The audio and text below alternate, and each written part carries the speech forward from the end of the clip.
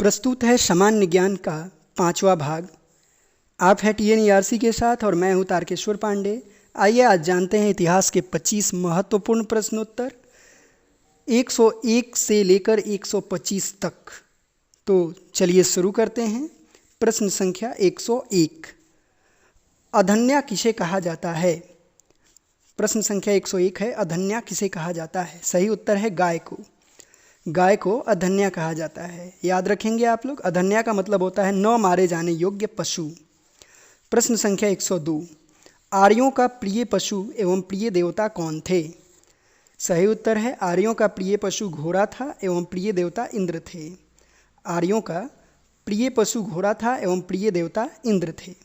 अगला प्रश्न, प्रश्न संख्या 103, आर्यों द्वारा खोजी गई धातु क्या थी?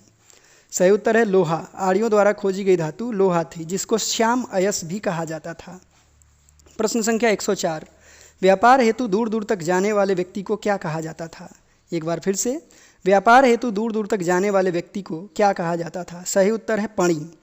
पणी व्यापार हेतु दूर दूर तक जाने वाले व्यक्ति को कहा जाता था। अगला प्रश्न, प्रश्न संख्या 105, ऋग्वेद में उल्लिखित सभी नदियों में सबसे महत्वपूर्ण तथा पवित्र किसे माना जाता था? एक बार फिर से, ऋग्वेद में उल्लिखित सभी नदियों में सबसे महत्वपूर्ण तथा पवित्र किसे माना जाता था? सही उत्तर है सरस्वती को।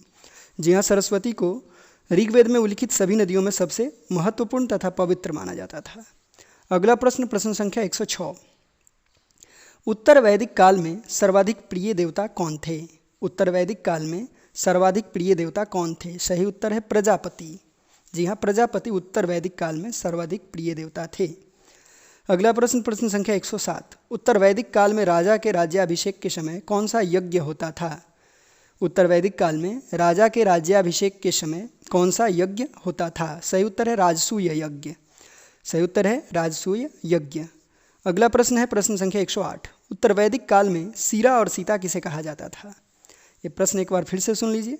उत्तर वैदिक काल में सीरा और सीता किसे कहा जाता था? सही उत्तर है हल को सीरा और हल रेखा को सीता कहा जाता था। एक बार फिर से, हल को सीरा और हल रेखा को सीता कहा जाता था। अगला प्रश्न, प्रश्न संख्या 109, उत्तर वैदिक काल में निष्क और शतमान क्या थी? उत्तर वैदिक काल में निष्क और शतमान क्या थी? सही उत्तर है मुद्रा की इकाइयाँ। निष्क और शतमान मुद्रा की इकाइयाँ थीं। अगला प्रश्न, प्रश्न संख्या 110, सत्यमेव जयते कहाँ से लिया गया है? सत्यमेव जयते कहाँ से लिया गया है? सही उत्तर है मुंडकोपनिषद से। सही उत्तर है मुंडकोपनिषद से सत्यमेव जयते लिया गया है। अगला प्रश्न, प्रश्न संख्या 111, उपनिषद में यज्ञ की तुलना किससे की गई है? उपनिषद में यज्ञ की तुलना किससे की गई है? सही उत्तर है टूटी नाव से। जी हाँ, टूटी नाव से यज्ञ की तुलना उपनिषदों में की गई है। अगला प्रश्न, प्रश्न संख्या 112, उत्तर वैदिक काल में प्रथम बार पक्की ईंटों का प्रयोग कहाँ किया गया? सही उत्तर है कौशाम्बी में। जी हाँ, कौशाम्बी में प्रथम बार पक्की ईंटों का प्रयोग किया गया था। अगला प्रश्न, प्रश्न संख्या 113, महाकाव्य कितने हैं? सही उत्तर है 2। महाकाव्य 2 हैं, महाभारत जिसको जय संहिता भी कहा जाता है एवं रामायण। अगला प्रश्न, प्रश्न संख्या 114, बुद्ध के जन्म के पूर्व 6ठी शताब्दी ईसा पूर्व में भारतवर्ष 16 किन किन जनपदों में बटा था? प्रश्न एक बार फिर से सुनिए, बुद्ध के जन्म के पूर्व 6ठी शताब्दी ईसा पूर्व में भारतवर्ष 16 किन किन जनपदों में बटा था? सही उत्तर है भारत जिन 16 महाजनपदों में बटा हुआ था। मैं महाजनपदों के साथ साथ उसकी राजधानी को भी बता देना चाहूँगा, ताकि परीक्षा में किसी भी तरह का प्रश्न आए तो आप उसको अच्छे से कर सकें। महाजनपद कुल मिलाकर 16 थे। पहला था अंग, अंग की राजधानी चंपा थी। अगला है मगध, मगध की राजधानी गिरिब्रज या राजगृह थी। मगध की राजधानी गिरिब्रज या राजगृह थी। अगला है काशी, काशी की राजधानी वाराणसी थी। काशी की राजधानी वाराणसी थी। अगला है वत्स, वत्स की राजधानी कौशाम्बी थी। वत्स की राजधानी कौशाम्बी थी। अगला है वज्जी, वज्जी की राजधानी वैशाली थी। वज्जी की राजधानी वैशाली थी। वैशाली को विदेह या मिथिला के नाम से भी जाना जाता था। अगला है कौशल, कौशल की राजधानी श्रावस्ती थी। कौशल की राजधानी श्रावस्ती थी। अगला है अवंती, अवंती की राजधानी उज्जैन या महिष्मती थी। अवंती की राजधानी उज्जैन या महिष्मती थी। अगला महाजनपद है मल्ल, मल्ल की राजधानी कुशावती थी। मल्ल की राजधानी कुशावती थी। अगला है पंचाल, पंचाल की राजधानी अहिछत्र या काम्पिल्य थी। पंचाल की राजधानी अहिछत्र या काम्पिल्य थी। अगला है चेदी, चेदी की राजधानी शक्तिमती थी। चेदी की राजधानी शक्तिमती थी। अगला है कुरु, कुरु की राजधानी इंद्रप्रस्थ थी। कुरु की राजधानी इंद्रप्रस्थ थी। अगला है मत्स्य, मत्स्य की राजधानी विराटनगर थी, मत्स्य की राजधानी विराटनगर थी। अगला है कंबोज, कंबोज की राजधानी हाटक थी, कंबोज की राजधानी हाटक थी। अगला है सूरसेन, सूरसेन की राजधानी मथुरा थी, सूरसेन की राजधानी मथुरा थी। अगला महाजनपद है अस्मक, अस्मक की राजधानी पोटली या पोतन थी, अस्मक की राजधानी पोटली या पोतन थी। और अंतिम है गांधार, गांधार की राजधानी तक्षशिला थी, गांधार की राजधानी तक्षशिला थी। अगला प्रश्न, प्रश्न संख्या 115 है, जैन धर्म के संस्थापक और प्रथम तीर्थंकर कौन थे?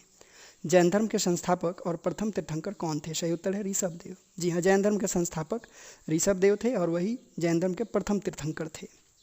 अगला प्रश्न, प्रश्न संख्या 116, जैन धर्म के 23वें तीर्थंकर कौन थे? सही उत्तर है पार्श्वनाथ, पार्श्वनाथ जैन धर्म के 23वें तीर्थंकर थे। अगला प्रश्न है प्रश्न संख्या 117, जैन धर्म के 24वें तीर्थंकर कौन थे? सही उत्तर है महावीर स्वामी, जैन धर्म के 24वें तीर्थंकर महावीर स्वामी थे। अगला प्रश्न, प्रश्न संख्या 118, महावीर का जन्म कब एवं कहाँ हुआ?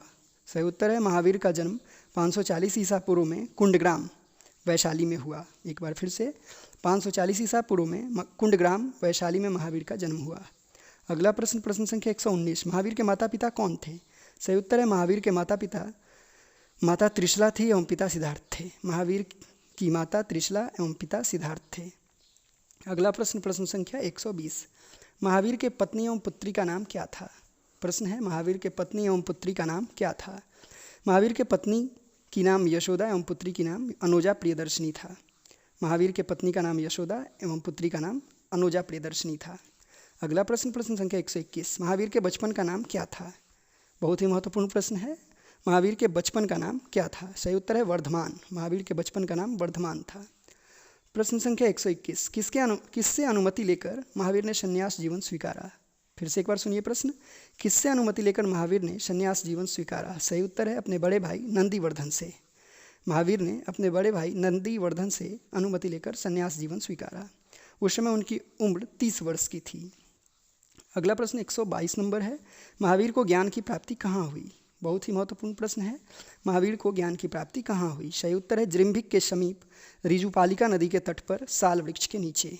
फिर से एक बार सुनिए, जृंभिक के समीप ऋजुपालिका नदी के तट पर साल वृक्ष के नीचे महावीर को ज्ञान की प्राप्ति हुई। अगला प्रश्न है प्रश्न संख्या 123, ज्ञान प्राप्ति के बाद महावीर क्या कहलाए? ज्ञान प्राप्ति के बाद महावीर क्या कहलाए? सही उत्तर है जीन, जीन का अर्थ होता है विजेता। महावीर ज्ञान प्राप्ति के बाद 3 नामों से जाने गए, जीन, अरहत और निर्गंथ, यानी उनको 3 चीज़ कहा गया, जीन भी कहा गया, अरहत भी कहा गया और निर्गंथ भी कहा गया। जीन का मतलब होता है विजेता, अरहत का मतलब होता है पूज्य और निर्गंथ का मतलब होता है बंधनहीन। अगला प्रश्न, प्रश्न संख्या 123, महावीर ने अपना उपदेश किस भाषा में दिया? महावीर ने अपना उपदेश किस भाषा में दिया? सही उत्तर है प्राकृत, यानी कि अर्धमागधी भाषा में। महावीर ने अपना उपदेश प्राकृत यानी अर्धमागधी भाषा में दिया। अगला प्रश्न है प्रश्न संख्या 124, महावीर के अनुयायियों को क्या कहा जाता है? महावीर के अनुयायियों को क्या कहा जाता है? सही उत्तर है निर्ग्रंथ। महावीर के अनुयायियों को निर्ग्रंथ कहा जाता है। निर्ग्रंथ का मतलब होता है बंधनहीन। अंतिम प्रश्न पे हम लोग पहुंच चुके हैं, प्रश्न संख्या 125, महावीर के प्रथम अनुयायी कौन बने? बहुत ही महत्वपूर्ण प्रश्न, महावीर के प्रथम अनुयायी कौन बने? सही उत्तर है उनके दामाद। जी हाँ, उनके दामाद जामिल महावीर के प्रथम अनुयायी बने। एक बार प्रश्न फिर से सुनिए, महावीर के प्रथम अनुयायी कौन बने? सही उत्तर है उनके दामाद जामिल, महावीर के दामाद जामिल उनके प्रथम अनुयायी बने। तो इस तरह से आज का ये 5वां भाग सामान्य ज्ञान श्रृंखला के अंतर्गत समाप्त होता है और इसी तरह से इतिहास के 25 महत्वपूर्ण प्रश्नों को हम लोग आने वाले दिनों में जानते रहेंगे। प्रत्येक दिन 25 प्रश्नों को आप अच्छे से रिवाइज करिए, याद करिए और किसी भी तरह की समस्या होने पर आप कमेंट बॉक्स में अपना समस्या लिखिए, समय के अनुसार उसका जवाब दिया जाएगा और अगर कोई भी परेशानी होगी तो उसको सुलझाया जाएगा। आज के लिए बस इतना ही, फिर मिलेंगे अगले श्रृंखला के अंतर्गत। तब तक के लिए नमस्कार और इस वीडियो को ध्यान से देखने के लिए आप लोगों का बहुत बहुत धन्यवाद।